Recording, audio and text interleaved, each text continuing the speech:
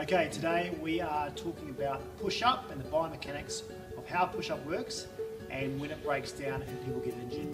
So with the push-up, what I always like to see is making sure when the shoulder blade comes back and the arm comes back, you're getting full retraction. It doesn't stop at one point and then you start doing this.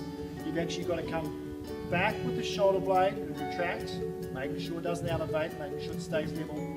And as your elbow comes back into extension and the shoulder comes back into extension, you're actually going all the way back with the scapula. At the same time, when you come forward and you're pressing forward in the push-up, your shoulder blade doesn't stop there and needs to keep going. It's a normal human movement for your body when you press to push forward. What tends to happen is a lot of people will retract okay, but when they get to here, they keep that shoulder blade back. It stays in retraction, and then they try and press forward. Now what that can happen is have anterior shoulder problems in the front because the scapula, when it comes forward, is not opening enough when they come forward. So if my scapula doesn't come protract and open up to allow that ball and socket to move evenly, then you start getting problems. When the other things we see is when it comes back, people don't retract enough. Okay, so they come back into here and then they don't retract enough. Maybe they're too tight in the front, maybe they're not strong up here.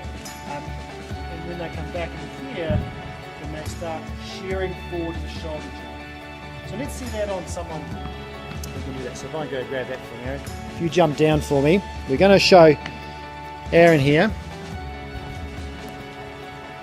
what happens in a press. So if he is going to go into a push-up position, what can happen if he retracts here too quickly?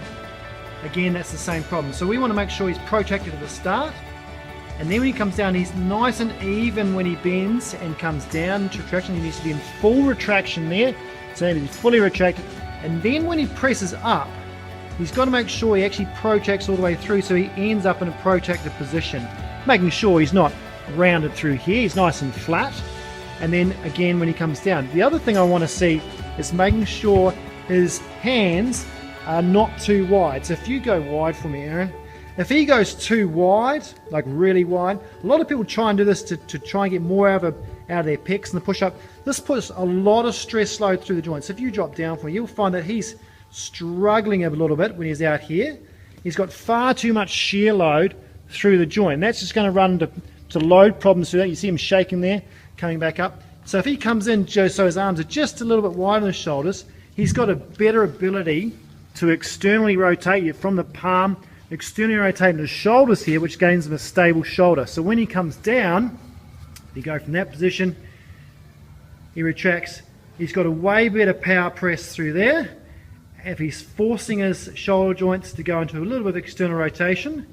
And the other thing too, if you're weak in your rotator cuff here, if this is a weak area, if you go into the wide again for me, Aaron, if he's weak, and this from a previous injury as well, he's just generally weak in here, he's not going to be able to externally rotate in that position very well. So he's definitely going to have weakness problems here. It's going to load the front and cause further injury.